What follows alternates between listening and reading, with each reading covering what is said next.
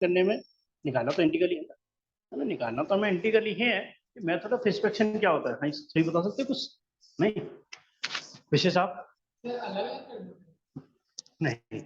पहला क्वेश्चन देखिए, निकालना हमें एंटी डेरिवेटिव यानी कि इंटीग्रल ही है। इंटीग्रल किसका निकालना है हमें, sin 2x और विद रिस्पेक्ट टू x है, तो ये एक तरीके से ये क्वेश्चन है ना। मगर यहाँ पर फर्क लगा हुआ है, यहाँ लगा हुआ है मेथड ऑफ क्या चीज, इंस्पेक्शन। मेथड ऑफ इंस्पेक्शन जब भी लगा है तो हम इंटीग्रल का कोई फॉर्मूला इस्तेमाल नहीं करेंगे, यानी कि हम इंटीग्रल का कोई भी जो फॉर्मूला है उसको इस्तेमाल नहीं करने वाले, है ना। निकालेंगे इंटीग्रल ही, और इंटीग्रल का फॉर्मूला कोई इस्तेमाल नहीं होगा, तो ये ध्यान है ना। अब मैं क्वेश्चन आपसे जनरेट करूंगा, जरा सोच के आंसर देना। कुछ यहाँ पे ब्लैंक जगह छोड़ी है मैंने, और यहाँ पर लिख दिया मैंने sin 2x। यहाँ पर मैं क्या लूं कि उसका डिफरेंशियल sin 2x आए, कुछ एक्स्ट्रा है वो माइनस cos 2x। हाँ जी आप बता सकते हो, माइनस प्लस कांस्टेंट जो भी है वो एक्स्ट्रा है, उसकी चिंता नहीं है। हाँ बिल्कुल सर सही कह रहे माइनस हो, cos 2x by 2 हो सकता है ना। मैं देखो बेसिक तरीके से समझा रहा हूँ, आपको थोड़ा आइडिया है इसलिए, तो इसलिए आप थोड़ा आंसर ज्यादा अच्छे दे पा रहे हो, और मैं बिल्कुल स्टार्टिंग की तरह समझा रहा हूँ। ये cos 2x के डिफरेंशियल से तो sin 2x आ सकता है, बता सकते हो इसका डिफरेंशियल क्या हुआ cos 2x का? हाँ माइनस sin 2x, क्या सही है, पूरा डिफरेंशियल हो गया? नहीं क्या होगा, हाँ हाँ 2x का क्या होगा, 2 भी होगा। पहले बात क्लियर है कि नहीं, कि cos 2x का डिफरेंशियल क्या होगा, माइनस sin 2x, 2x का 2 भी होगा। मगर मुझे इंटीग्रल में क्या चाहिए, सिर्फ sin 2x, तो ये जो -2 है वो इधर आ जाएगा, यानी क्या लिख दिया इसको मैंने, -1/2 d upon dx of cos 2x is equal to sin 2x। समझना अच्छे से, ये 5 क्वेश्चन एक ही तरीके से सुनने हैं, बात क्लियर है मेरी। मैंने कहा क्या, निकालना मेरे को इंटीग्रल ही है, बट इंटीग्रल का कोई फॉर्मूला इस्तेमाल नहीं करूंगा। फॉर्मूला कौन सा इस्तेमाल किया मैंने, डिफरेंशियल का। अब मैंने क्या करा यहाँ पर, इंटीग्रेट बोथ साइड, है ना, यहाँ पर लिख दिया मैंने इंटीग्रेट बोथ साइड। ये सिंपल किसका होता है हमारा, इंटीग्रल का। कांस्टेंट या डिफरेंशियल में कांस्टेंट को हमेशा क्या रखते हैं, बाहर रखते हैं, है ना। तो मैंने -2 कांस्टेंट होने की वजह से क्या करा, बाहर रख दिया। इंटीग्रल करा, यहाँ से कितना हो गया, d upon dx of cos 2x, और इंटीग्रल यहाँ पर भी क्या कर दिया मैंने, sin 2x। क्लियर है मेरी बातें? ये d अपॉन dx किसका सिंबल था, डिफरेंशियल का। ये किसका सिंबल है, इंटीग्रल का। इंटीग्रल क्या होता है, एंटी डेरिवेटिव, यानी कि डिफरेंशियल का उल्टा होता है। तो अगर मैं इसको काट दूं तो कोई दिक्कत तो नहीं। अरे ये डिफरेंशियल का सिंबल है, इंटीग्रल का सिंबल है, दोनों उल्टे होने की वजह से क्या हो जाएंगे, आपस में कट जाएंगे, है ना। तो आंसर क्या आएगा इसका, -cos 2x/2, यानी कि जब मैं इंटीग्रल ऑफ sin 2x का आंसर लिखूंगा ना, तो -cos 2x/2 लिखूंगा। यानी कि इसका आंसर क्या आ गया, फाइनली फाइनली आ गया -1/2 cos 2x। मगर मैंने मेथड ऑफ इंस्पेक्शन यूज किया है, यानी कि डिफरेंशियल का फॉर्मूला इस्तेमाल किया है, तो इसमें प्लस सी नहीं लगाया मैंने, है ना। जब भी मेथड ऑफ इंस्पेक्शन करूंगा तो मैं सी नहीं लगाऊंगा। जब कुछ समझ में आया था नहीं आया, कि मैं किसका डिफरेंशियल करूं कि sin 2x आ जाए, तो cos 2x। अरे मुझे इंडिका तो सिर्फ sin 2x का चाहिए ना, ये दो चीज तो फालतू मेरे लिए एक्स्ट्रा आ गई, उनको उठा के इधर कर दो, इसका इंटीग्रेट कर दो वन साइड, यानी कि एंटी डेरिवेटिव कर दो, तो डिफरेंशियल इंटीग्रल क्या हो गया, खत्म हो गया। इसका आंसर आ गया -cos 2x/2। अब मालूम है आंसर क्यों है इसका इंटीग्रल, ये क्योंकि जब तुम इसका डिफरेंशियल करोगे ना तो sin 2x आएगा। अलग से जज कर सकते हैं इस चीज को, चेक कर सकते हो इस चीज को, कि -1/cos 2x का अगर इसका इंटीग्रल ये है तो इसका डिफरेंशियल क्या आना चाहिए, sin 2x। करके देखो जरा, -1/2 को क्या रखोगे साइड में, cos 2x का डिफरेंशियल क्या आएगा, -sin 2x इंटू क्या आएगा 2, माइनस से माइनस क्या हो गया, प्लस हो गया, 2 से 2 क्या हो गया, खत्म। अरे इसका डिफरेंशियल ये है, जब भी तो इसका इंटीग्रल ये है। मगर मेथड ऑफ इंस्पेक्शन में हम सी नहीं लगाते। बात क्लियर थोड़ी समझ में आई? चलो ये पहला क्वेश्चन का आंसर आ गया। हाँ बिल्कुल कटेंगे, 100% कटेंगे, है ना। अगर मैं कहूँ कहीं पर भी, मान के चलिए यहाँ पे लिखा हुआ है कोसेक एक्स, और फिर क्या लिखा हुआ है, यहाँ पे लिखा हुआ है साइन एक्स लिखा हुआ है, तो काट सकता हूँ कि नहीं कर सकता इन्हें? ये बात तो वही है ना। अरे कोसेक का क्या, साइन एक्स का उल्टा है, तो हम क्या करते हैं, मतलब समझाने के लिए क्या करते हैं कि 1/sin x लिखा, यहाँ sin x लिखा, sin x काट दिया। अब इसका उल्टा होने की वजह से सीधे सीधे काट दो तो भी कोई दिक्कत नहीं, आंसर तो बनी बनेगा। ये रीजन है इसके पीछे, है ना। और कहीं पर लिखा हुआ है x और कहीं लिखा हुआ है 1/x, इसका उल्टा है, तो काट के आंसर क्या बनेगा, सीधे 1 बनेगा। वही चीज यहाँ पर एंटी डेरिवेटिव मतलब डिफरेंशियल का।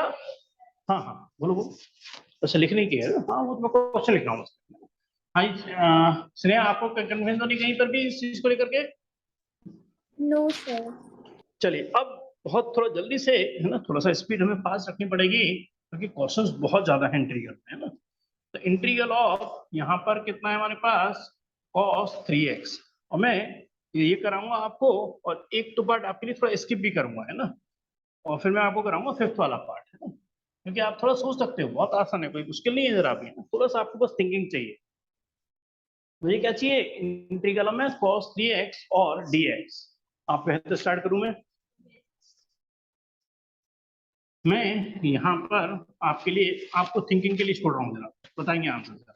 मैं किसका डिफरेंशियल करूं, है सर ना, साइन कांस्टेंट की, 3x/2। कांस्टेंट वाला की टेंशन मत लेना जरा भी, ज्यादा मत दिमाग लगाओ भी, है ना, ज्यादा दिमाग लगाओगे तो परेशान हो जाओगे। किसका डिफरेंशियल करने से cos 3x आ सकता है ना। माइनस माइनस का चक्कर में पड़ो, माइनस के चक्कर में पड़ो ही मत, मैं कह रहा हूँ आप ज्यादा ज्यादा मत सोचो, ज्यादा सोचोगे तो परेशान हो जाओगे, इसलिए कह रहा हूँ सिर्फ साइन 3x से ही cos 3x आ सकता है ना। तो साइन 3x का डिफरेंशियल करने पे क्या आएगा, cos 3x इंटू 3 आएगा। मुझे इंटीग्रल में क्या चाहिए, cos 3x, क्या चाहिए, एक्स्ट्रा आ गई 3, तो 3 को उठा के इधर लिख दो, है ना। तो 1/3 D upon D x of यहाँ पे कितना है साइन 3x, और यहाँ से कितना हो गया cos 3x।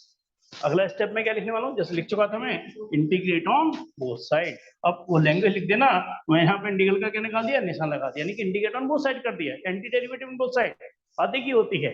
ये डिफरेंशियल इंटीग्रल क्या हो गया आपस में खत्म, काटो मत, अपने आप ऑटोमेटिकली खत्म हो जाते हैं। तो यहाँ से कितना आ गया आंसर इसका, साइन 3x/3, और इंटीग्रल में कितना हो गया cos 3x, यानी कि जो इंटीग्रल ऑफ cos 3x है उसका फाइनली आंसर क्या बना मेरे पास, साइन 3x/3, क्योंकि इसका डिफरेंशियल cos 3x आएगा, करके देख सकते हो आप बड़े आराम से, है ना, कि साइन 3x का डिफरेंशियल क्या हो जाएगा cos 3x इंटू 3 से 3 खत्म हो जाएगा। ये ऑलरेडी आप चेक भी कर सकते हो कि आंसर आपका सही आ रहा है नहीं आ रहा, सही है, मतलब क्लियर है मेरी। चलिए ये क्लियर है, तो फिर मैं नीचे लिखूंगा, तो लिख देता हूँ, है ना, क्वेश्चन नंबर 4। इंटीग्रल में क्या है, क्वेश्चन बहुत ज्यादा हैं, और मेरी कोशिश रहती है कि मैक्सिमम से मैक्सिमम कोशिश कराई जाए। यहाँ पर है ax प्लस बी का होल स्क्वायर और dx, फिर मैं आपके लिए कुछ जगह सर छोड़ रहा हूँ। ax+b का होल क्यूब अपॉन 3a। तो यहाँ से हम बात कर रहे हैं, जैसे इनको तो आइडिया है, इन्होंने जल्दी आंसर दे दिया। छवि मैं आपसे पूछ रहा हूँ कि आप बता सकते हो कि मैं यहाँ क्या लिखूं कि ax प्लस बी का होल स्क्वायर आ जाए, कुछ एक्स्ट्रा आ जाए, उसकी टेंशन मत लेना जरा भी अभी।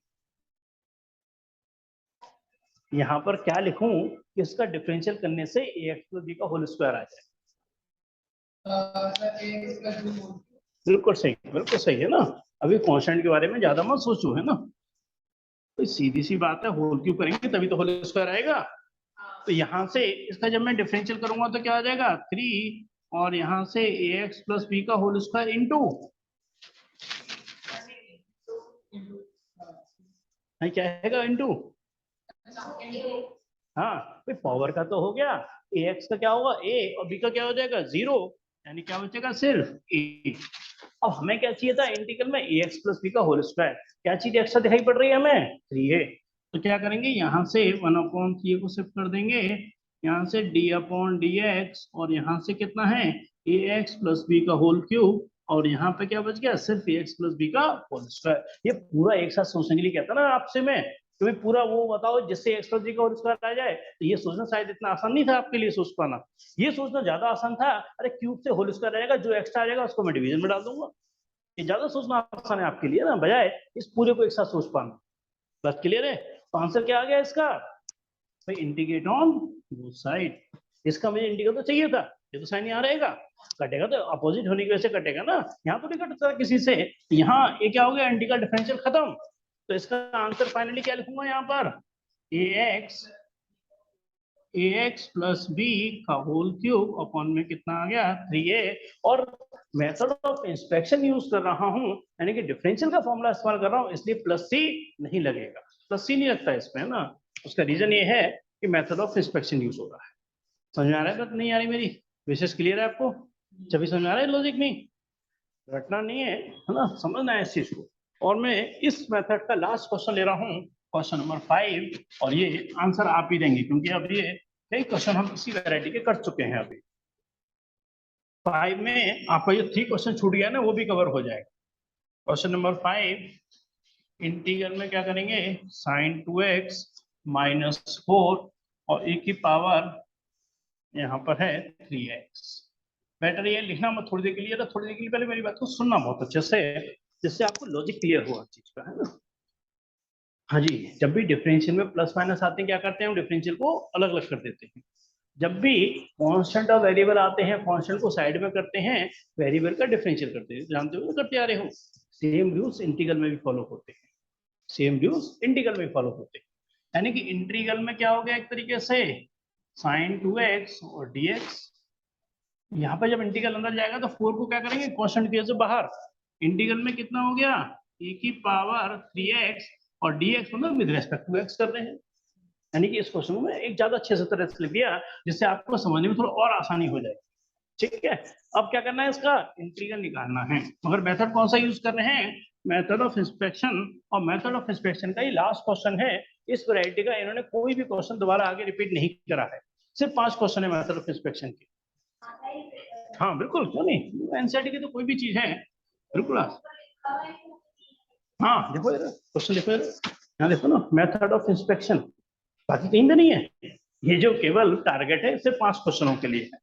हाँ जी, ये किसी का आप बता सकते हो कि मैं किसका डिफरेंशियल करूं, कि मुझे इसका इंटीग्रल निकालना है कि साइन 2x आ जाए, यानी कि साइन 2x का टारगेट मैंने पहले लिख दिया। बिल्कुल ठीक, बिल्कुल सही सोचा माइनस आपने, cos 2x by है 2। ना। अगर प्रॉपर तरीका है तो क्या है, cos 2x।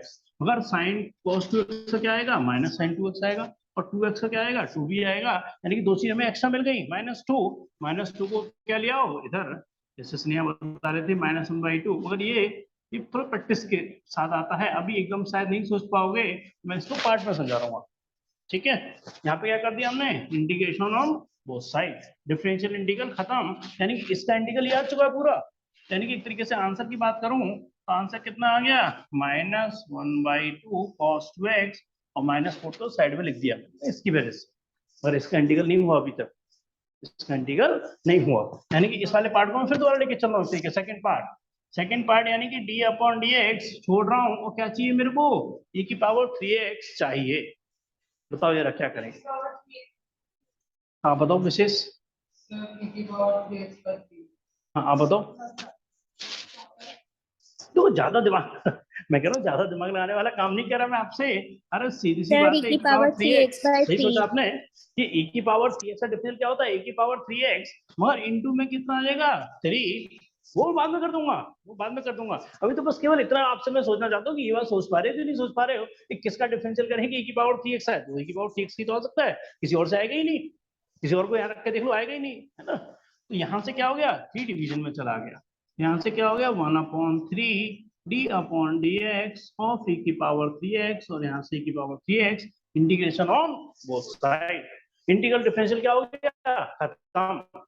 फाइनल आंसर लिख दूं यहाँ पर, आंसर क्या लिखेंगे, 4/3, क्योंकि 3 की वजह से। तो आंसर क्या आ गया, ये खत्म हो गए, यानी क्या हो गया यहाँ पर e की पावर 3x। और c नहीं लगाऊंगा क्योंकि मेथड ऑफ इंस्पेक्शन यूज कर रहा हूँ, यानी कि इंटीग्रल का कोई फॉर्मूला इस्तेमाल नहीं कर।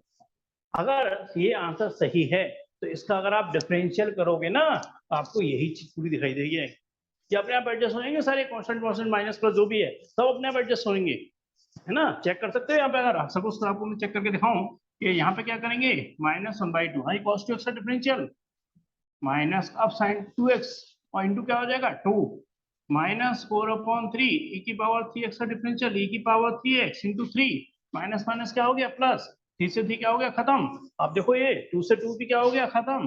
बिल्कुल सेम चीज दिखाई पड़ गई, नहीं देख सकते हो आप यहाँ पर कि बिल्कुल सेम चीज आपको यहाँ दिखाई पड़ जाएगी। यानी कि आंसर हमारा बिल्कुल 100% सही है।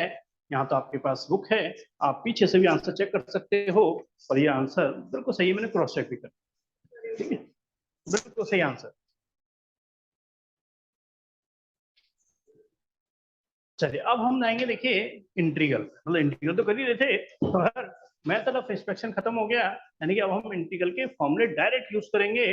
फॉर्मूले आपको मैंने शेयर किए हुए हैं, फॉर्मूले आपको लर्न करने होंगे बहुत अच्छे से। साथ साथ में फॉर्मूले बार बार आपसे लिखवाते जाऊंगा, यहाँ पर साइड में मैं भी लिखते जाऊंगा, जिससे आपको साथ साथ फॉर्मूले याद भी हो जाए।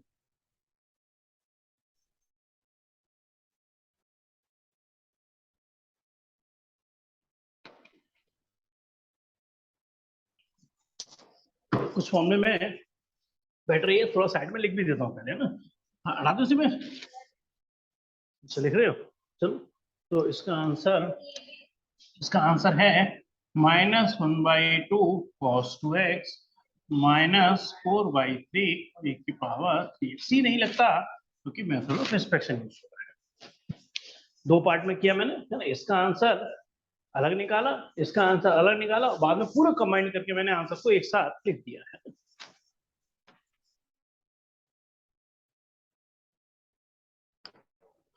थोड़ा सा जैसे मैं कह रहा हूँ आपके साथ, मतलब आपको भी थोड़ी सी स्पीड जरा मेंटेन करके चलनी पड़ेगी, और थोड़ा सा मैं भी स्पीड को थोड़ा सा नॉर्मल रखूंगा, जिससे कि टाइम से चीजें कंप्लीट हो। मेरे को ना कोर्स खत्म कराने में थोड़ा सा जो मैं जिस तरह से मैं कराता हूँ उसमें थोड़ा टाइम लगता ही है। हो गया, चलिए हटा दो चेहरा। चलिए इसको हटाते हैं और आप डायरेक्ट वाले क्वेश्चन को इंटीग्रल करेंगे। हम डायरेक्ट इंटीग्रल के फॉर्मूले से इस्तेमाल करेंगे और सी भी लगाएंगे। और सी क्यों लगाते हैं मैंने इसका रीजन बता दिया था, क्योंकि हमें नहीं पता होता कि हो सकता है कोई कांस्टेंट रहा हो जिसका डिफरेंशियल 0 हो गया हो, उसको रिप्रेजेंट करने के लिए हम सी लगा देते हैं। और अभी जो हम कर रहे हैं, अभी जो हम कर रहे हैं 7.1 से लेके आगे तक, इवन 7.7 तक को लेकर के, इसको कहते हैं हम इनडेफिनिट इंटीग्रल। इसको कहते हैं हम इनडेफिनिट इंटीग्रल। और इनडेफिनिट इंटीग्रल में हम हमेशा क्या लगाएंगे, प्लस सी लगाएंगे। जब हम आगे बढ़ेंगे तो उसको कहते हैं हम डेफिनिट इंटीग्रल। इसको कहते हैं हम डेफिनिट इंटीग्रल। डेफिनिट इंटीग्रल का मतलब जैसे पता चल रहा है कि इंटीग्रल में बाउंड्री लग जाती है ना, जैसे 1 से लेकर 2 तक बाउंड्री लग गई। अब इसमें सी नहीं लगाएंगे, अब फिक्स वैल्यू निकल के आएगी हमारी, है ना। तो इसको क्या कहते हैं, डेफिनिट इंटीग्रल जब बाउंड्री लग जाती है ना। यहाँ पर जब बाउंड्री नहीं है, यानी कोई लिमिट नहीं है, तो इसको क्या कहते हैं हम इनडेफिनिट इंटीग्रल। इसमें सी लगता है, इसमें सी नहीं लगता है। तो मैंने अभी ज्वाइन करा, अभी हम कर क्या रहे थे? हाँ, अभी तो मैं देखिए थोड़ा सा मेथड ऑफ एक्सपेक्शन समझा रहा था। आपको तो आइडिया है ना मेथड ऑफ एक्सपेक्शन का। यस सर, सर पहले चलिए, अब एक्सरसाइज ही मैं, चल रही है ना? हाँ पहले एक्सरसाइज है ना। हाँ, अब मैं देखो कुछ फॉर्मूले कैसे याद किए जाते हैं उसका थोड़ा शॉर्टकट तरीका बता रहा हूँ, है ना। e की पावर x का इंटीग्रल, हाँ ये बता सकते हैं क्या होगा, e की e की पावर पावर x। क्यों, क्योंकि e की पावर x का डिफरेंशियल तो e की पावर x बनता है, और प्लस क्या लगा देंगे इंडेफिनिट इंटीग्रल होने की वजह से c। एक फॉर्मूला बड़े आसानी से लर्न हो गया, है ना। ऐसे याद होंगे। इंटीग्रल में कितना हो गया, 1/dx, 1/x और dx किसका डिफरेंशियल करेंगे, 1/x आए। बिल्कुल log ठीक, x ये सोचा आपने। लॉग, और लॉग नेगेटिव के लिए डिफाइंड मॉड्यूलस होता है, इसलिए x। क्या लगाते हैं लॉग मॉड x प्लस का c, क्योंकि लॉग नेगेटिव के लिए डिफाइंड ही नहीं होता, है ना। यानी कि वैल्यू क्या होगी इसकी, हमेशा पॉजिटिव आती है ना। दूसरा फॉर्मूला भी याद हो गया, integral of sec square x dx। हम 10x किसका plus c। डिफरेंशियल करें, 10x 10x, क्योंकि c 10x का डिफरेंशियल sec स्क्वायर x होता है। 10x का डिफरेंशियल sec स्क्वायर x होता है, तो integral of sec square x क्या हो गया, 10x प्लस c। अब इंटीग्रल ऑफ क्या हो गया, यहाँ पर आ गया cosec minus square x cos dx। x plus minus cot x plus c। हाँ, 10x का डिफरेंशियल क्या होता है, sec स्क्वायर x। c लगाना तो एक फॉर्मेलिटी है। cot x का डिफरेंशियल क्या होता है, माइनस cosec स्क्वायर x। ध्यान रखना, थोड़ा अब सोचना पड़ेगा। अगर मैं माइनस cot x का डिफरेंशियल करूंगा, अरे तभी तो प्लस का cos स्क्वायर x आएगा, क्योंकि cot x का डिफरेंशियल क्या होता है, माइनस। एक मैंने माइनस और लगा दिया, यही कारण है कि इसके इंटीग्रल में क्या आ गया, माइनस cot x आ गया, होता है। बस बस, क्योंकि मैं इसका डिफरेंशियल करूंगा ना, तभी तो cosec स्क्वायर x आएगा। बात क्लियर है कि नहीं, कुछ फॉर्मूले आपको याद हो गए आराम से, है ना। अच्छा, अब बात आ रही है, कभी इंटीग्रल में ऐसे आ जाए tan स्क्वायर x dx आ जाए। अब इसका कोई फॉर्मूला नहीं होता, इंटीग्रल में tan स्क्वायर x का कोई फॉर्मूला होता ही नहीं है ना। अब आप सोच सकते हो कि मैं क्या करने वाला हूँ यहाँ पर, हाँ निकालना पड़ेगा कैसे। इस क्लास की, इसके लिए मैं 10 क्लास की आइडेंटिटी जाने वाला हूँ। इस क्लास में, इसके लिए 10 क्लास की आइडेंटिटी क्या होता है, अरे sec स्क्वायर x क्या होता है, एक तरीके से 1 प्लस tan स्क्वायर x। तो यानी कि यहाँ से tan स्क्वायर x क्या बन जाएगा, यहाँ से बन जाएगा sec स्क्वायर x माइनस 1, और फिर इसका वापस आंसर आ जाएगा, है ना। तो आपको बता रहा हूँ, इंटीग्रल में tan स्क्वायर x अकेला दिखाई पड़ जाए तो उसको क्या लिखोगे, sec स्क्वायर x माइनस 1, और बड़े आराम से उसका आंसर निकल आएगा, है ना। ऐसे ही चलो और हम लेते हैं, इंटीग्रल ऑफ 1 dx का आंसर क्या होता है, x प्लस c, क्योंकि x का डिफरेंशियल क्या होता है, 1 होता है। dx क्या विद रिस्पेक्ट टू x कर रहे हैं, बात समझ आ गई, है ना। इसी तरीके से मैंने अभी बताया, इंटीग्रल ऑफ x की पावर n dx क्या होता है, तो मैंने अभी x की पावर x की n power plus n plus 1 one upon क्या है n प्लस वन प्लस सी। मैंने प्रूफ भी करके दिखाया था। अरे मैं इसका डिफरेंशियल करूंगा तो x की पावर n आता है। और उनको याद भी करो साथ साथ मेरे, है ना, ये सिर्फ लिखना ही नहीं है, मेरे साथ साथ याद भी करना है, याद हो जाएंगे बड़े आराम से। नहीं इंटीग्रल नहीं बताया, मेथड बताया। इसका इंटीग्रल अभी करा नहीं है मैंने, है ना, और मेथड बताया कि इंटीग्रल का tan x में कोई डायरेक्ट फॉर्मूला होता ही नहीं है, इस मेथड से इसका होगा। बाकी मैं क्वेश्चन से करा, मैंने थोड़ा सा एक आपको आइडिया दिया मैंने ये सब में, हाँ ना सर ये formula- अगर सेक्स स्क्वायर x माइनस 1 लिखा है तो इसका इंटीग्रल अलग अलग हो जाएगा ना? बिल्कुल सही कह रहे हो, है ना। चलो आप क्वेश्चन पूछ ही रहे हो तो मैं पूरा बता देता हूँ कि sec स्क्वायर x माइनस 1 क्या हो जाएगा dx।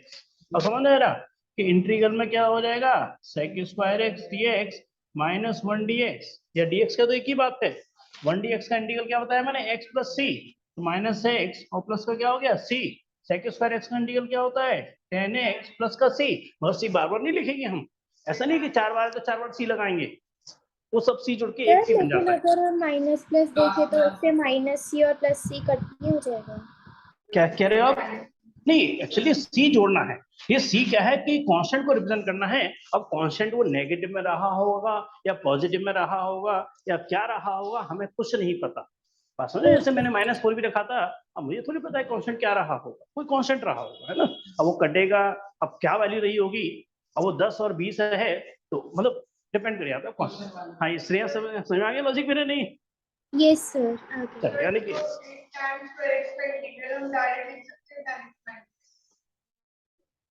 हाँ, मगर कैसे आया इसका लॉजिक है। अगर ये क्वेश्चन आ गया ना तो फिर डायरेक्ट नहीं लिखोगे।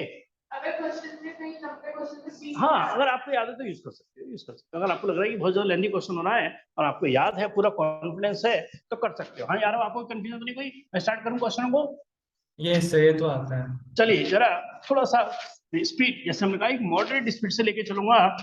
और सभी आपको दिखाई दे रहा है ना अच्छे से? नहीं तो अपनी जगह चेंज कर सकते हो, अगर कहीं सपोज करो दिखाई देने में कहीं दिक्कत है सामने में आ सकते हो।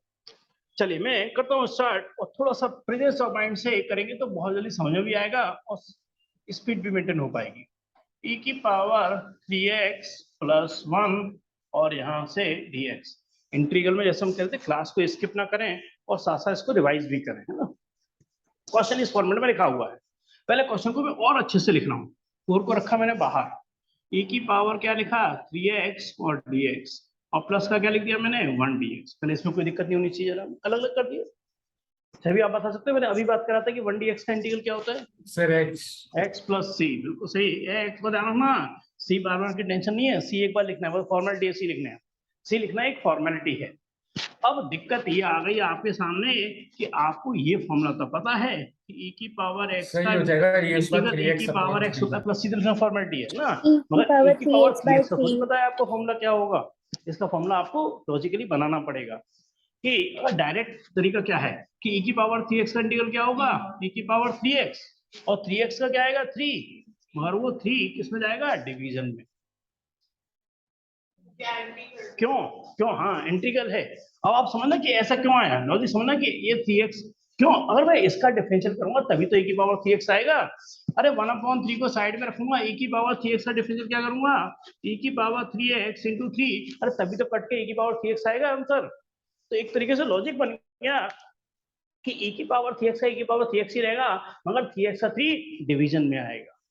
पहले तो ये बात समझ आ रही सभी आपको? नहीं और कभी आपको क्लियर है? और विशेष आरव और स्नेहा कोई कंफ्यूजन तो नहीं इसमें रवि कि 3 नीचे क्यों आया?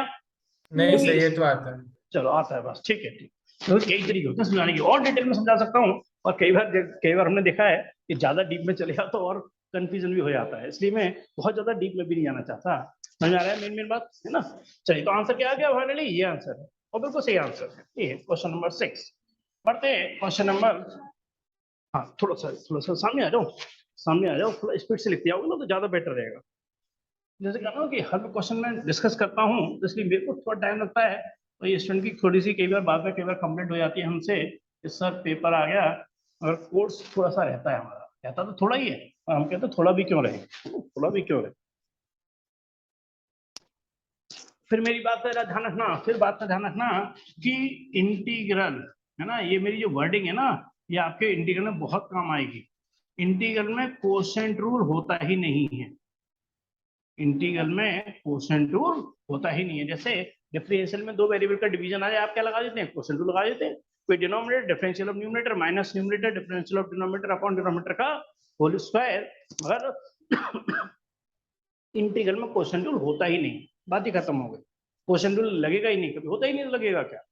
और इंटीग्रल में प्रोडक्ट रूल होता है ना, इंटीग्रल में प्रोडक्ट रूल होता है, मगर मैं इसका 7.6 में जाकर के ही बताऊंगा कि प्रोडक्ट रूल सर प्रॉपर तरीके से। उसमें आईलेट का फॉर्मूला लगता है। हाँ वही कह रहा हूँ, ये इंटीग्रल में जो प्रोडक्ट होता है काफी कॉम्प्लिकेटेड होता है ना। इसका हल्का से एक आइडिया दे रहा हूँ मैं, अभी क्यों नहीं बता रहा आपको, और इतना आसान होता तो अभी बता देता तो मुझे क्या दिक्कत थी।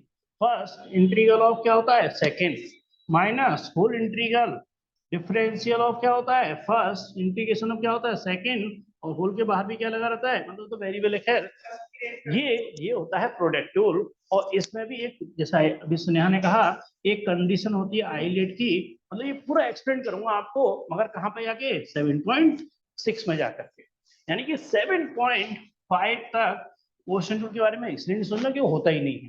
प्रोडक्ट रूल आपको बताऊंगा नहीं, यानी उससे पहले प्रोडक्ट रूल कहीं इस्तेमाल होगा नहीं। मैंने इसलिए बताया कि आप दिमाग में शायद आपके घूम रहा हो, तो इसमें प्रोडक्ट रूल लगा देते हैं, मगर प्रोडक्ट रूल नहीं लगाना आप। सर इसको सॉल्व कर लेंगे, x² - 1 और x² से x² कर। हाँ जी, ये जैसे इनको आइडिया है तो ये जल्दी आंसर दे पा रहे हैं। आप में से कोई बताएगा कि क्या करेंगे? लॉजिकली बताओ बस। हाँ सही लग रहा है, आप बताओ क्या करने वाला हूँ मैं? नहीं, यहाँ पे क्या करने वाला हूँ मैं? प्रोडक्ट रूल लगाने नहीं है, क्वेश्चन रूल होता नहीं। अब क्या करने वाला हूँ तो आप बता सकते हो यार, आप बता सकते हो भाई? देखिए मल्टीप्लाई में अलग अलग नहीं हो सकता है, प्लस माइनस में हाँ बस हो गया क्वेश्चन। भाई एक्स स्क्वायर को क्या कर दो? 1 से मल्टीप्लाई, क्या हो गया? X square. एक्स स्क्वायर कैसे मल्टीप्लाई कर दो? बस हो गया, कुछ नहीं है। एक्स स्क्वायर, देखो यही तो थोड़ा सा दिमाग की बात है। एक्स स्क्वायर से एक्स स्क्वायर क्या हो गया? खत्म। यानी कि इंटीग्रल में क्वेश्चन क्या बन गया? एक्स स्क्वायर -1 और यहाँ से dx। यानी कि क्वेश्चन क्या बन गया एक तरीके से? इंटीग्रल में x square dx -1 dx। 1 dx तो कई बार आ चुका है अभी अभी में। क्या हो गया इसका इंटीग्रल लास्ट में? माइनस है एक्स और प्लस का क्या लगा देंगे? c। अब एक्स स्क्वायर का इंटीग्रल कैसे होगा? x की पावर n का इंटीग्रल हमने बताया था क्या होता है? n। अभी डिफरेंशियल नहीं है, अभी इंटीग्रल चल रहा है। 2x मत करते ना, 2x का डिफरेंशियल होता है। हाँ तो एक्स स्क्वायर का डिफरेंशियल, सॉरी इंटीग्रल इस वाले लॉजिक से होगा तो क्या बन जाएगा? 2 + 1 यानी कितना हो गया? 3। नीचे क्या हो गया? 2 + 1 3। अरे मैं इसका डिफरेंशियल करूंगा ना तो ये एक्स स्क्वायर आएगा, इसलिए इसका इंटीग्रल ये है। तो यानी कि फाइनल आंसर क्या बन गया हमारे पास? x³/3। हाँ ये विशेष आंसर चेक कर लो, लॉजिक आपको सही लग रहा था? सही है, चलो। हाँ वो तो ऐसा कोई जरूरत नहीं है, अगर आसान तरीका ढूंढो ना भाई। एक्स स्क्वायर को सिंपल मल्टीप्लाई करा, यहाँ पे एक्स स्क्वायर हो गया, x³/3 हो गया, 1 dx से x हो गया, प्लस का c लगा दिया। c एक बार जरूर लगा देना एंड में, है ना? छवि क्लियर है आपको? और आप कुछ पूछना तो नहीं है इसमें आपको? तो थोड़ा आगे बढ़ाएं, क्योंकि कुछ क्वेश्चन जैसे मैं कहा हूँ कि थोड़ा ओरली कराऊंगा आपको, जिसको आप थोड़ा सा खुद कर सकते हैं। कुछ क्वेश्चन आपको प्रॉपर कराऊंगा। 8 क्वेश्चन को मैं आपको ओरली कराने वाला हूँ। जरा फोकस करेंगे, ना फोकस करेंगे अच्छे से। सर एक क्वेश्चन को मैं ओरली करा रहा हूँ, जरा समझेंगे यार।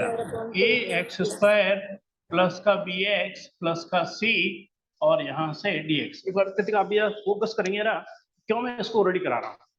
a को रखा बाहर, इंटीग्रल में क्या कर दिया? x² dx प्लस b को साइड में रखा, क्या कर दिया? x dx। c को साइड में रखा, 1 dx कर दिया। dx कर तो उससे कोई फर्क नहीं पड़ता, ठीक है? और आंसर आ गया। मैं लिख नहीं रहा, आंसर आप बताते जाओ जरा जल्दी से। हाँ जी, a बिल्कुल ठीक, x³/3 plus b x²/2 plus cx, और c ऑलरेडी है। एक बड़ा सा कैपिटल C बना, एक कांस्टेंट मतलब रिप्रेजेंट करना है बस हमें। अरे ऑलरेडी c छोटा सा आ चुका है, एक बड़ा सा c बना दो, हल्का सा सिंबल उसका चेंज कर दो कि जिससे ये लगे कि मैंने अलग से कांस्टेंट को ऐड किया। बात क्लियर सही समझाया नहीं आए तो आपको? क्लियर कंफ्यूजन नहीं कोई जरा भी इसमें कि a x का इसमें x³ कैसे आ गया? ये तो ध्यान रखो ना, ऐसे मत बढ़ो, ऐसे मत, ऐसे आगे बढ़ जाओगे तो समझ नहीं। इंटीग्रल अभी तो स्टार्टिंग है, मैं एक चीज बता सकता हूँ, अभी तो स्टार्टिंग है। मैं आगे बढ़ गया फिर पीछे लौटना थोड़ा मुश्किल हो जाएगा, है ना? x की पावर n का इंटीग्रल क्या होता है, x की power n plus one upon n plus one. यहाँ x इसको n कितना है 2, 2 प्लस 1 कितना हो गया 3, नीचे भी कितना आ गया 3, यानी कि इस वाले फॉर्मूले से मैंने इसका इंटीग्रल कर दिया, इसी वाले फॉर्मूले से इसका इंटीग्रल करा है।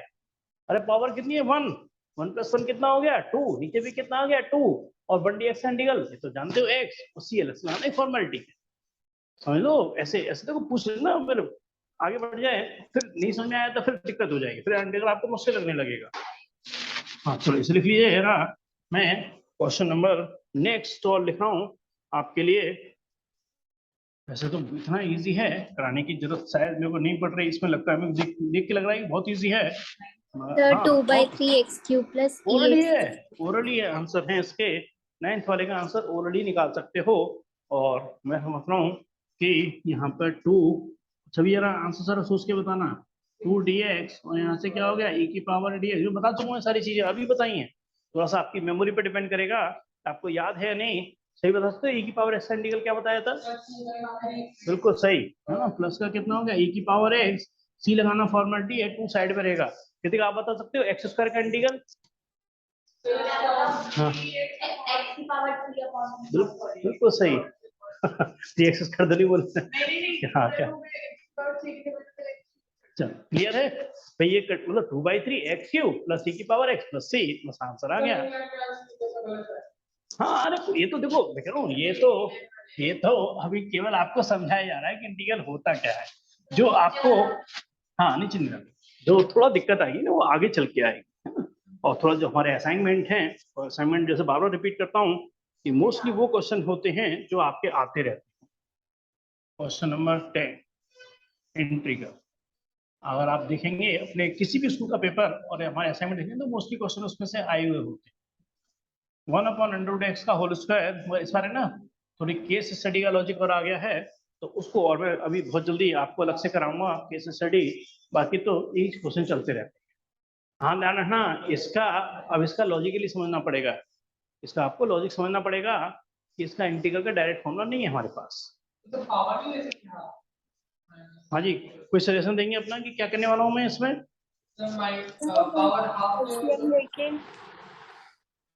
आपकी बात थोड़ी, कॉमन ले सकते हैं। देखिए आवाज थोड़ी कम आई मेरे को, मैं फिर मैं बता देता हूँ कि यहाँ पे क्या करने वाला हूँ मैं, a माइनस बी का whole square, a minus B का होल स्क्वायर क्या होता है, a square plus B square minus 2ab। अब जरा थोड़ी देर जल्दी कर सकता हूँ ना, अरे √x का नीचे डालो सभी से, हाँ जी बताएंगे ना, √x का होल स्क्वायर क्या बनेगा, हाँ x प्लस है ना प्लस b कितना है 1/√x, उसका होल स्क्वायर कितना हो गया 1/x माइनस 2, a कितना है √x और b कितना है 1/√x, और होल के बाहर क्या बन गया dx। पहले बताओ ये लाइन समझ में आई नीचे भी आपका, जरा फिर देखो आपकी कितनी मेमोरी है, आज ही बताया है, x प्लस 1/x माइनस 2, इससे क्या हो गया खत्म, और यहाँ से क्या हो गया ये dx। ओरली बताते और x का इंटीग्रल, हाँ एक्स स्क्वायर बाई 2 अभी तो यूज किया था x की जगह, x पावर 2/2 1/x का ये स्पेशल केस है, हाँ ध्यान रखना, ये इसको 1/x होगा, ये मत कर देना कि x की पावर -1 ले जाओ, नॉट डिफाइंड हो जाएगा, ये नॉट डिफाइंड हो जाएगा, क्योंकि अगर इसको करोगे ना तो ये -1 + 1 यानी कितना हो गया 0, अरे नीचे भी क्या हो गया 0, क्वेश्चन ही क्या हो गया एक तरीके से, क्वेश्चन को आपने नॉट डिफाइंड बना दिया। तो ये 1/x एक स्पेशल केस है, क्योंकि log x का डिफरेंशियल 1/x होता है, तो 1/x का इंटीग्रल क्या होगा log mod x, log negatively defined होता है इसलिए mod लगा देता हूँ, 2 को तो रखूंगा साइड में, dx का इंटीग्रल, मैं कह रहा हूँ इस 2 को तो रखूंगा साइड में, dx का इंटीग्रल x, हाँ dx का इंटीग्रल क्या हो गया x, मतलब प्लस का सी फॉर्मेलिटी है, सिर्फ पूछ रहा हूँ आपसे जिससे आपको चीजें याद भी रहे। सही समझ आया नहीं आए, ये सुने x की पावर, कौन सा dx वाला, ये वाला, चलो ये तो अलग से समझाता हूँ, मैं कह रहा हूँ माइनस का इंटीग्रल में 2dx, यही तो है क्वेश्चन, तो क्वेश्चन है, मैंने 2 को बाहर रख दिया, -2 इंटीग्रल में dx कर दिया, कोई दिक्कत, अब -2 dx का इंटीग्रल या 1dx लिख दिया तो कोई दिक्कत है क्या, इसका इंटीग्रल क्या बताया था हमने, किसका डिफरेंशियल कौन बनता है x, तो 1dx का इंटीग्रल क्या बताया था x, तो आंसर क्या आ गया इसका -2x। तो सी लगाना तो एक फॉर्मेलिटी है। फॉर्मूले पे कमांड करना, सब फॉर्मूले लिखे हुए हैं आपके पास है ना, सब फॉर्मूले आपके पास सेट है, उसी से चलना है। हाँ यार, अब क्लियर है आपको? ये कुछ पूछना तो नहीं है इसमें? Yes sir. चलिए थोड़ा सा और बढ़ेंगे, क्वेश्चन नंबर 11। हाँ तो मैं थोड़ा सा ना करूँ, थोड़ा सा स्पीड इसलिए हल्की सी मेरे को रखनी पड़ेगी, जिससे बाद में दिक्कत ना आए। Question number 11। अरे स्कूल वाले बहुत तेज बना, बहुत तेज। 11 एक्सरसाइज है ना। x³ प्लस का 5x² minus 4 upon x² dx। मैं चाहूंगा इस क्वेश्चन को सिर्फ लॉजिकली डिस्कस किया जाए। बताइए यार, क्वेश्चन रूल होता ही नहीं है, क्वेश्चन रूल तो होता ही नहीं है। सर एक्स स्क्वायर को सबसे डिवाइड कर देंगे, मतलब हाँ, एक्स। ये सही सजेशन आ गया है। अब बताओ यहाँ पे आप तीनों में से कोई कृतिका बता सकते क्या करने वाला हूँ? सभी आप सोच सकते हो? बस बस बस, हाँ चलो ठीक है, वो सही कह रहे हो। फिर x³ upon x² plus 5x² upon x² minus 4 upon, भाई सभी इसमें तो कोई दिक्कत नहीं है। x² को अलग अलग कर दिया। बताओ जरा पहला पार्ट क्या बन गया? x बिल्कुल सही। और सीधे अलग अलग भी करते आ रहा हूँ, 1 dx dx। 5 को साइड में रखा, x² से x² कट गया, क्या हो गया 1 dx। -4 को साइड में रखा, अभी 1/x² का इंटीग्रल कैसे होगा? ये भी लोग बन जाएगा क्या? ये इसका इंटीग्रल, चलो मैं लिख रहा हूँ, समझ ज्यादा अच्छे से तो आएगा। ये इस क्वेश्चन बन गया है ना, अब क्वेश्चन ये बन गया। हाँ जी, x का इंटीग्रल क्या हो गया हमारे पास? x²/2। 5 dx का इंटीग्रल कितना हो गया x। यहाँ पे आगे हो सकता है थोड़ा फंसो आप हल्का सा, है ना। बता सकते हो कि मैं यहाँ क्या करने वाला हूँ इसका इंटीग्रल करने के लिए? ये x² है। नहीं नहीं नहीं नहीं, कोई सजेशन देंगे यार स्नेहा और आप आरब में से कोई? इसका इंटीग्रल कैसे करने वाला हूँ मैं? आइडिया है किसी को? इसको कर लेंगे x-2। बस बिल्कुल ठीक, सही है, सही कहा आपने। केवल 1/x एक स्पेशल केस है, वहां ऐसा नहीं करते क्योंकि उससे नीचे 0 बन जाता है, नॉट डिफाइंड हो जाता है, यानी वो वैलिडिटी नहीं है वो चीज। यहाँ पे क्या करेंगे, x⁻² लिख देंगे इसे। यहाँ फिर इसको क्या करेंगे, -2 प्लस का 1 n+1, और नीचे भी कितना हो गया -2 + 1, यानी कितना हो गया x⁻−1 नीचे -1, यानी कि इसका -4 तो बाहर था ही, तो इसका इंटीग्रल क्या हो गया एक तरीके से -1/x, यानी माइनस को ऊपर ले गया, x⁻1 को 1/x लिख दिया, और c के लगाना एक फॉर्मेलिटी है।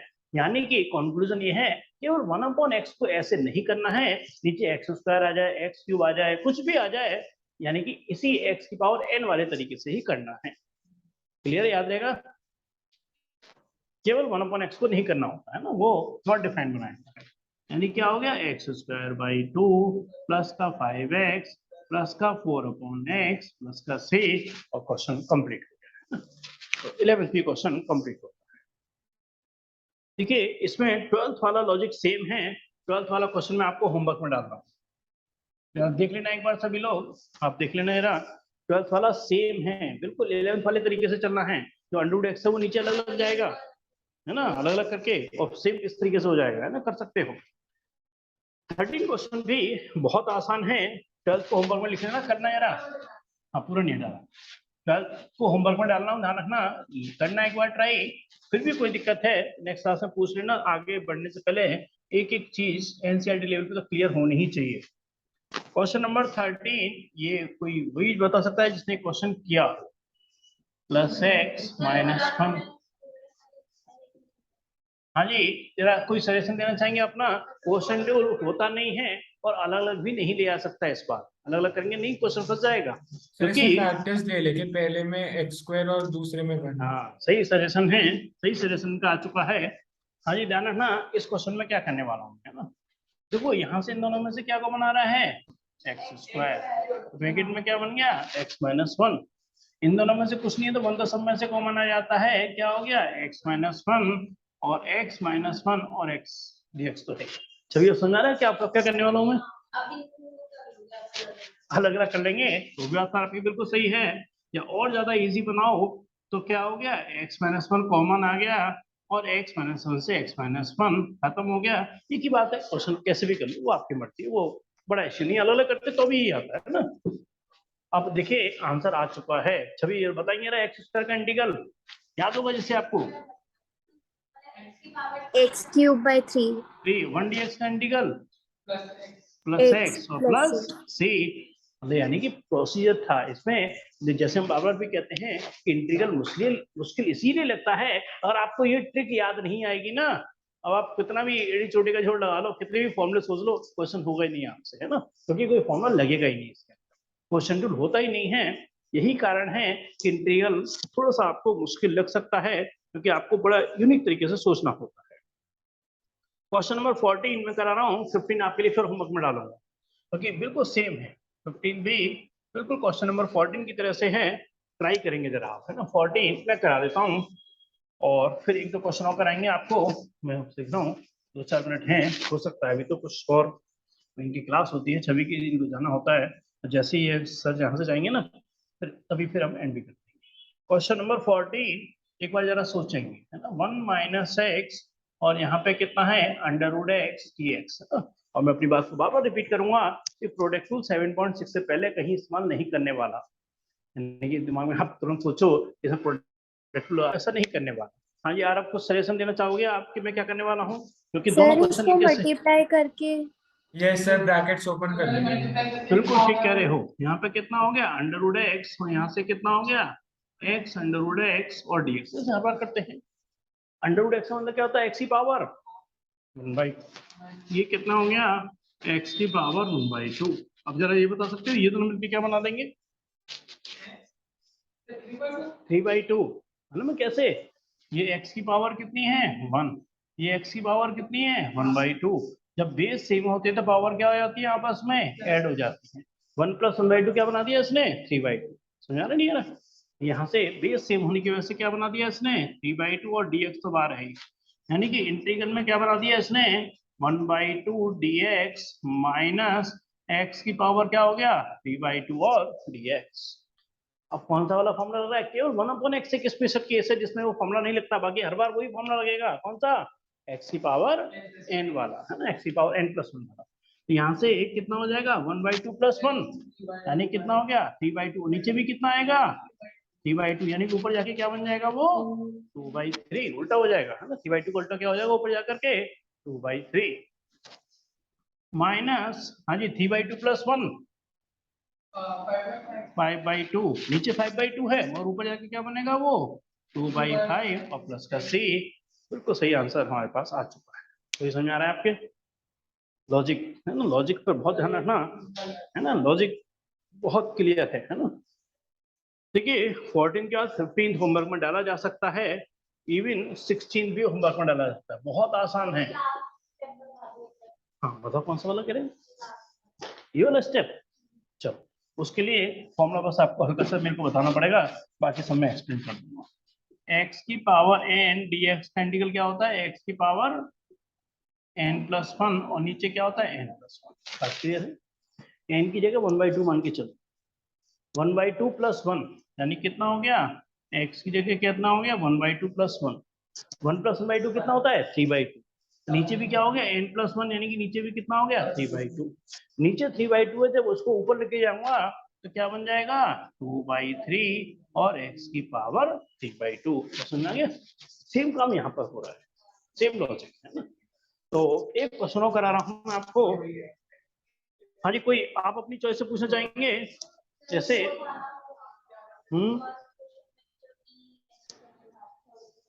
कौन सा मतलब ये वाला, अच्छा ये वाला क्या रहे पूछेंगे, है ना।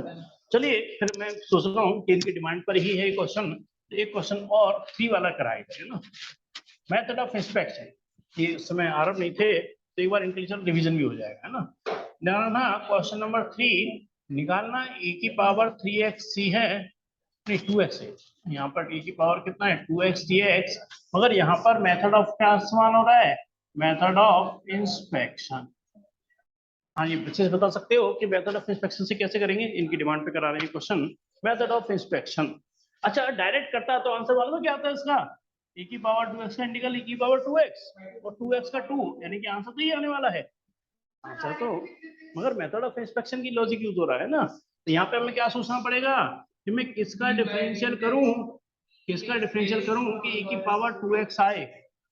हाँ जी, चाबी मैंने यहीं बाहर रखी थी तो ताले में। हाँ ये है चाबी, ये हाँ जी। मैं देखता हूँ बच्चा अगर ज्वाइन करेगा तो, 11th वाला बच्चा अगर ज्वाइन करेगा तो यहीं पर वेट करना। हाँ जी, देखिए कि किसका डिफरेंशियल करूं यहाँ पर, भाई e की पावर 2x, तभी तो e की पावर 2x आएगा, सभी समझ रहे हैं कैसे। और मगर 2x का क्या आएगा, 2 भी आएगा, है ना, 2x का 2 भी आएगा। और मुझे क्या चाहिए इंटीग्रल में, सिर्फ e की पावर 2x चाहिए। 2 एक्स्ट्रा है, 2 को इधर डिवीजन में ले आऊंगा, तो 1/2 d/dx e की पावर 2x और e की पावर 2x।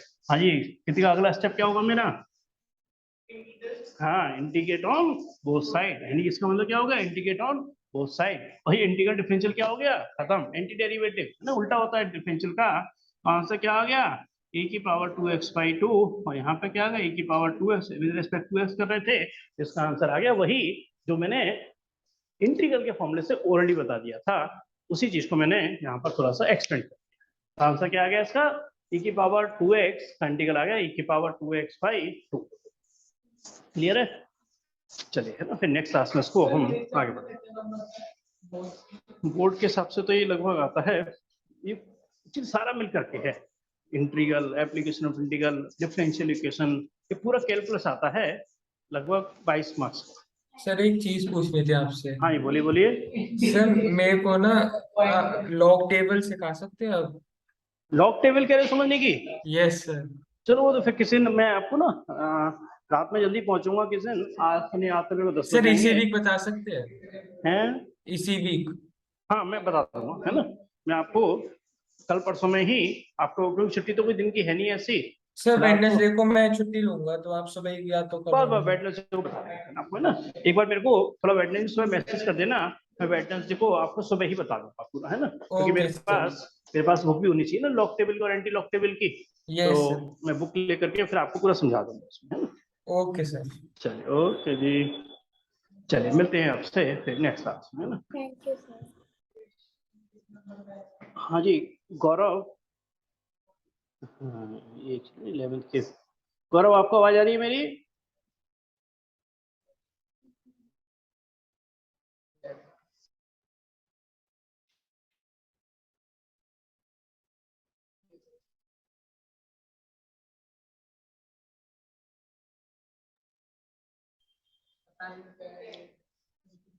गौरव आपका जो माइक है ना वो डिस्प्ले नहीं आ रहा है, आपसे बातचीत जब तक नहीं होगी आगे कैसे बढ़ सकते हैं।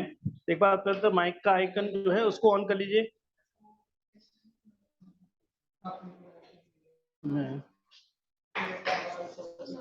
रिकॉर्डिंग तो यहीं से एंड हो जाएगी ना।